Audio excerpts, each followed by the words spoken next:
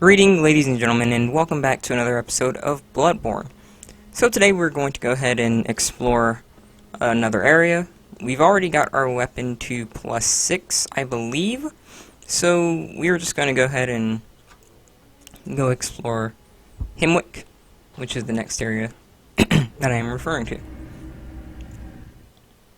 Now, funny thing is, during this session, you're going to see some hairy situations. I'll just say it like that. Things got hairy a few times in this session, like, because I record this in, again, 2 sessions, like hour-long sessions, but I, like, divide it up into about 30 minutes, maybe it's 25, But it got pretty hairy in this session, so you'll get to see that and whatnot. It's pretty funny. I don't necessarily mind dying in these video games and whatnot. I know some people get so mad that they die, but I'm not really one of them. Now, I could have just went the other way, but I just chose to, I don't know, like, just go, get some free blood bullets from these idiots and kill a few enemies just because, It's quite satisfying to just see how much you can progress with just a few levels. And considering that I'm really only leveling up, health and skill for damage, and that was ridiculously late. Well, not related, I was just too close. But considering that I'm leveling up, health and damage, my build is, I guess you could say, pretty far into it, because I already have a really good amount of skill in relation to damage. Look at this. I feel like I just probably did this to just showcase this to you a bit, and that's all just from, like, 20 plus, I think it's maybe 25 right now, like maybe 25 skill, 25 health, so it's pretty decent right now. Oh, and watch out for this guy. He's got a flamethrower, so you want to be careful. You can actually iframe it if you dodge, like, right at the point where it comes out. Otherwise, there's pretty much no way to effectively dodge it. I was trying to hit him with the, overhead smash, but I was just out of range. That attack is a little deceptive. It looks like it has more range than it actually does, but, it's still Frederick King, so, still hits pretty hard. Now, I decided to come over this way to show you that there are a few items over here.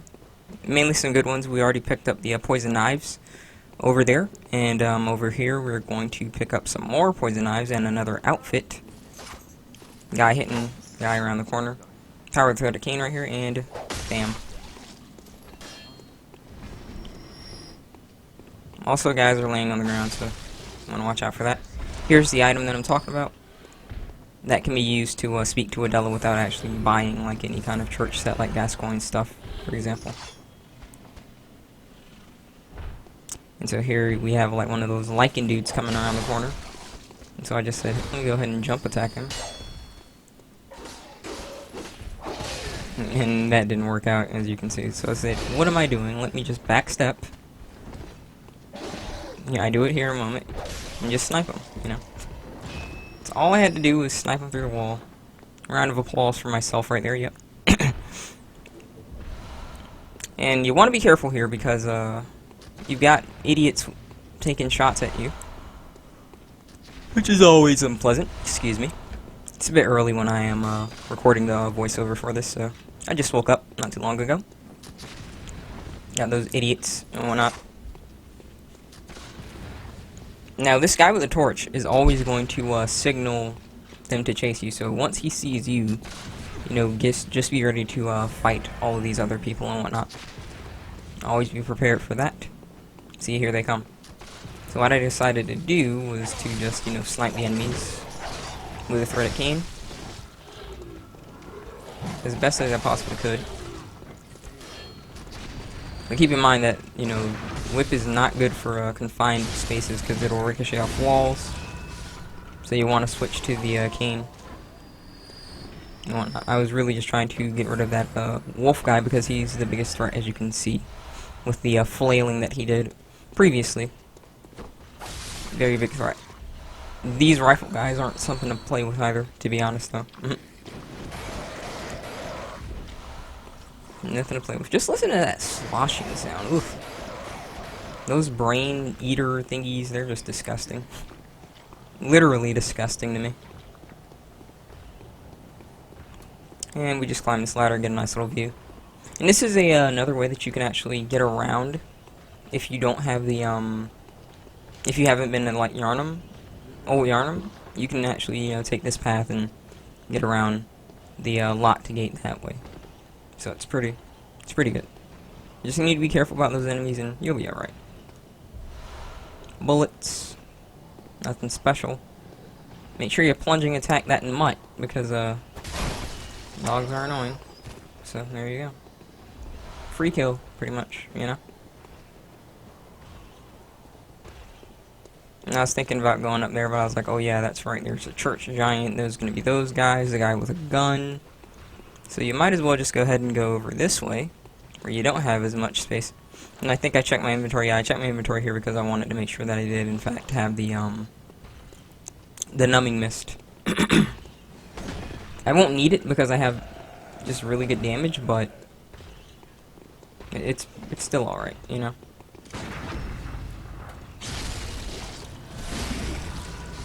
Eviscerated. Eviscerated. I love it.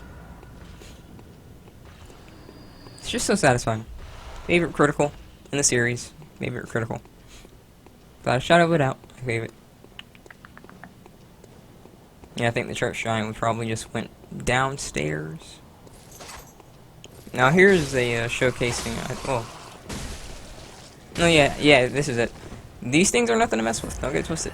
And parrying them is not the easiest thing, because it's like the moments where you parry them, it seems like they're not doing anything. And that's when you're supposed to parry them. Yeah, and this idiot was just charging me, so I was like, oh great. And as you can see, that bar at the top, that's actually Frenzy. And yeah, that's early Frenzy, so if you actually had a good amount of insight, then they are a problem. Don't get it twisted. You know? They are a problem, because that Frenzy bar will proc, and that 75% of your health gone. Hooray. Don't know who thought that was a great idea. So this is what I'm talking about with the things getting hairy.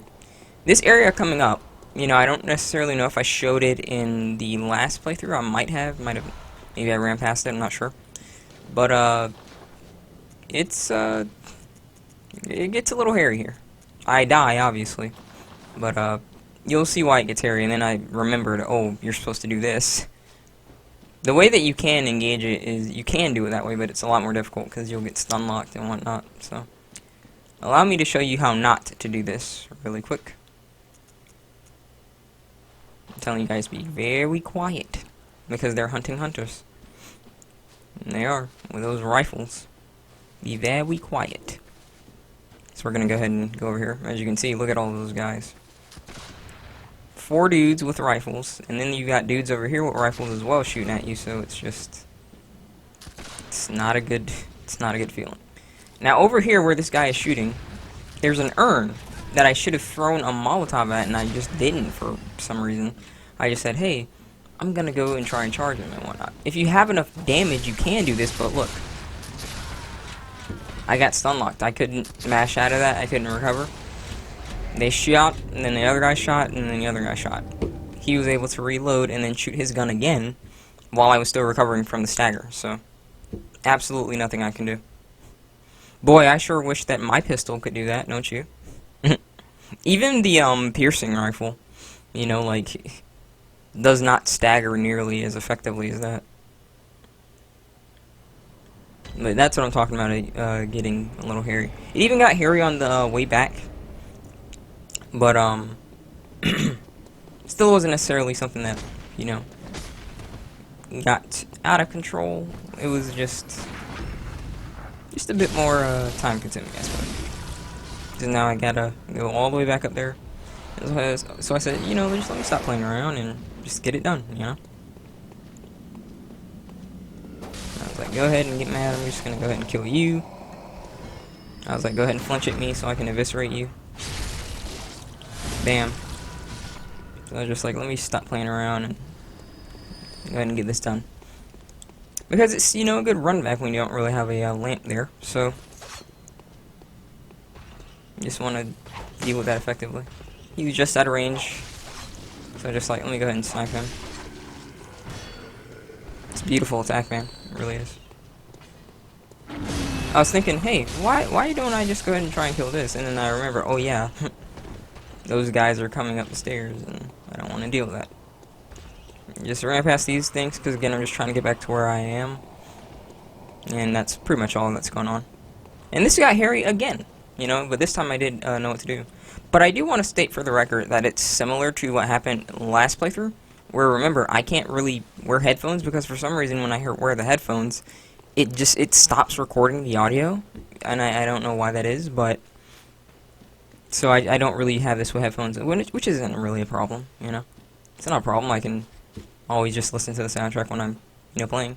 But there are certain audio cues that enemies make when they spot you that, you know, I am not aware of. So, whilst I was trying to do this again, I kind of got, like, bum rushed by a dog. But this is what I was supposed to do. That urn right there is what I was supposed to hit. Now look at this amazing hitbox right here. You know, I was just like, wonderful. An enemy can like, you know, what is it called? Thread the, needle through that crap all the time. But Lord have mercy that you try and shoot, you know. I've always hated that. I've hated the hitboxes, like, near objects with, in the From games. You see, I hear that barking right now. And that's why I know that the dog was coming, but I'm playing without sound, so I don't hear the bark, so I wouldn't have known. Had I heard it, I would have been able to react in time, but again, you know, I'm playing with no sound, so nothing I can really do about this. Just look at this nonsense, dude. Whole bunch of idiots. But it's very much worth it to at least kill these enemies, because over here you have a really useful item. So you throw a Molotov, and that kills at least 2 of them.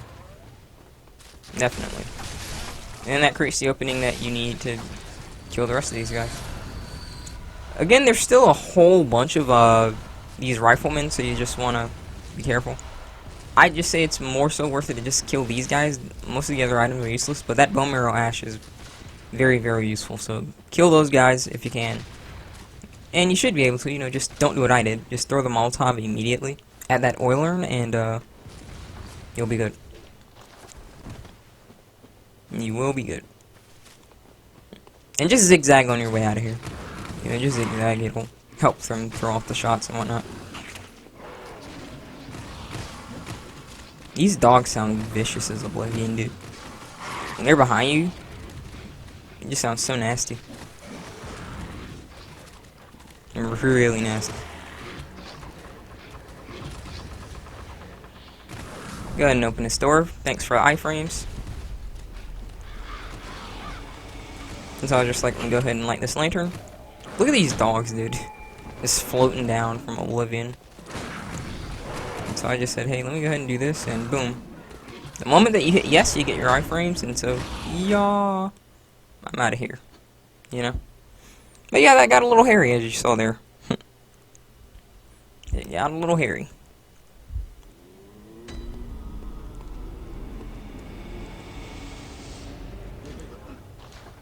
So I think I just bought that Molotov back. The reason that I did it was, again, because we're saving those for Mikalash. So we want to have as many items as we can to get as much damage as we can on him before we actually go back to, very well. You know, finish him off with the bullets and whatnot. Farewell.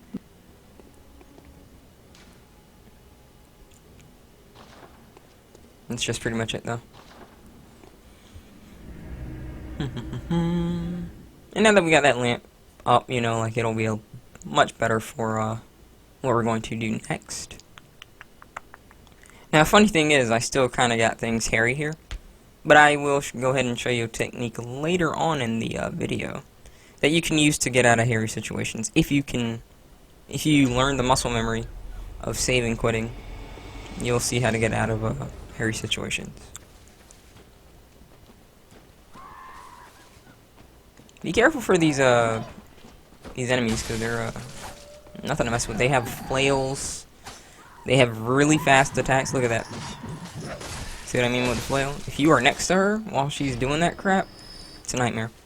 Now, Hemwick in actuality is actually based off of the witch trials, the Salem witch trials, I believe.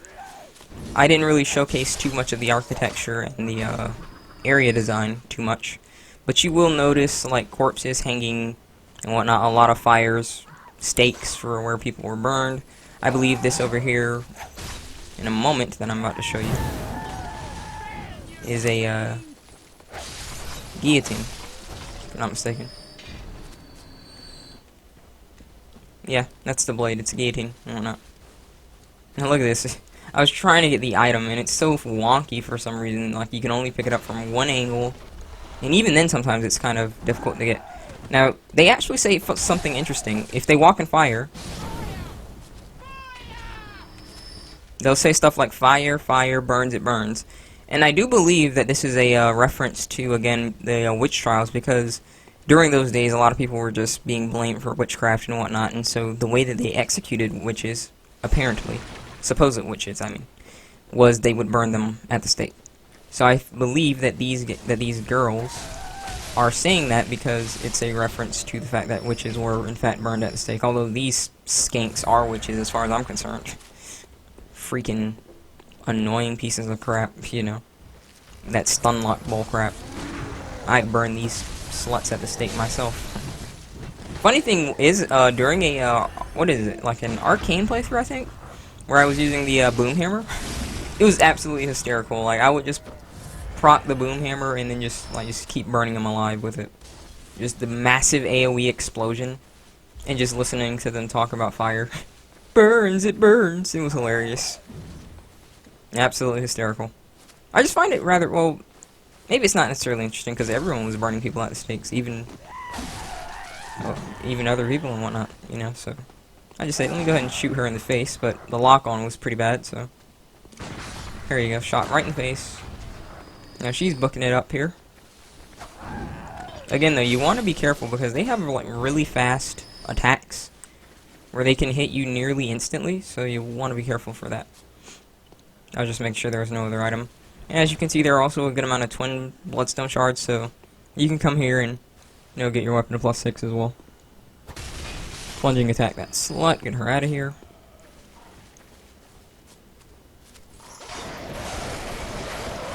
Don't know why I used whip mode for this.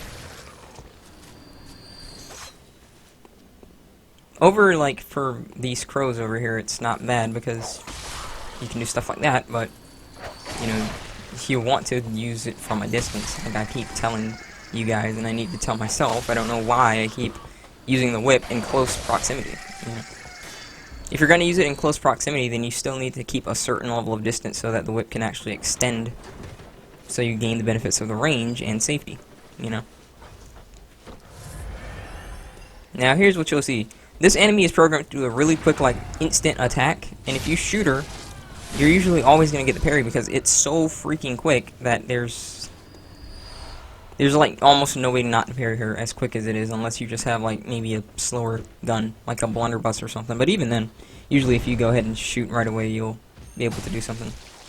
Not sure why that wasn't a backstab, but far be it from me, you know. Now you see this little hag over here throwing Molotovs. I was just at a distance with my jumping attack, but it's alright. Always look around corners, folks. And she's really blended in well there. You might not really have noticed that otherwise. And always remember, dogs and bullets go well together. Very well. Not real dogs, of course. I love puppers. But these dogs, yeah. You give them a nice little shot and that'll take care of that problem. Watch out over here, there is a crystal lizard. So go ahead and deal with that, and there you go. These eyeballs and whatnot are chalice items, just in case people are wondering. Whatnot, they're not useful for anything else. So you can just go ahead and do that with them, and you'll be good. Look out for this idiot. Those guns are nothing to mess with. It's got like a magnum. That's what I call it. It's cool. You know, I really wonder why like they didn't choose to allow us to have more firearms. You know, like I would have loved like a kind of a slow firing like magnum kind of gun. You know. I mean, I guess it still wouldn't have been used much because people want to parry from safety and whatnot. But still, I use a shotgun sometimes. I don't always, you know, just use the pistol.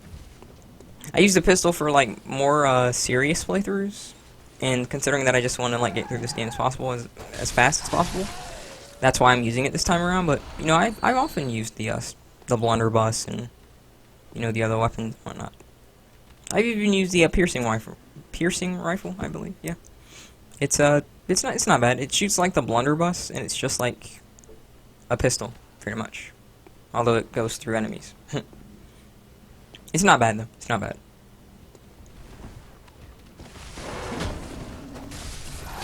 It's pretty cool. I like it. It's like a merging of blunderbuss and pistol. You know.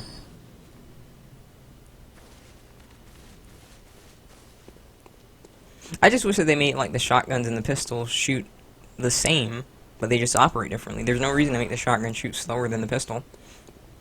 You know. People probably talk about PvP, but like I said, PvP is irrelevant to me, and From doesn't give two dimes about PvP as well, because considering that the Evelyn is a thing, and you can get one shot by that thing, yeah, it's not really saying anything. Now, the reason I'm running past these dogs is because they're programmed to where if one dog sees you, the entire pack will come after you. So here's that technique I was talking about. You run over here, you pull this lever, and you get your save quit ready, and there you go. What this does is it resets the AI. Now keep in mind that when you enter the menu, you are not invincible. So what you usually want to do is you want to run and do an action, such as open a door, pull a lever, whatever it may be. And then you save quit. Because while you're opening that door or like the thing, you're going to have the iframes, and so you've got save quit ready, and then bam. The AI is reset, and you are there safely. Now, you know, I'm not necessarily scared of the dogs. I would have gladly fought them, but considering that there are multiple dogs coming after you and whatnot, not really worth it. They're useful to kill because they can drop twin bloodstone shards, but you know, you want to kill them when they're like one at a time, not like 5 dogs coming at you. So I have absolutely no qualms about running from that, and considering that I've already got my weapon to +6, we're pretty good. We're pretty good, you know?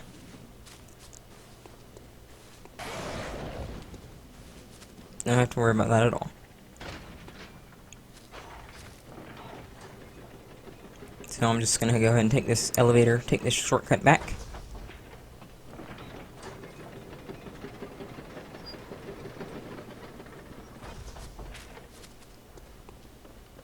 And then we're gonna go ahead and conclude the episode there.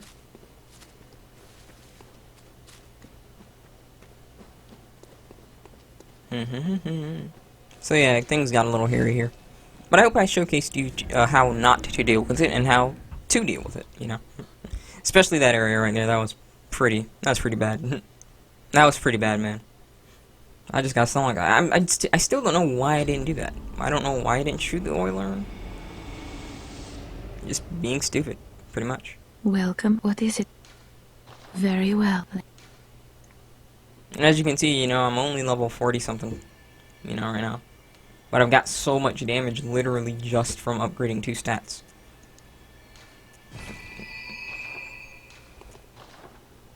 Well, it's not necessarily the most damage, it's just, it's pretty decent for what it is right now. And considering that Bloodborne gives you multipliers, you've also got that going for you.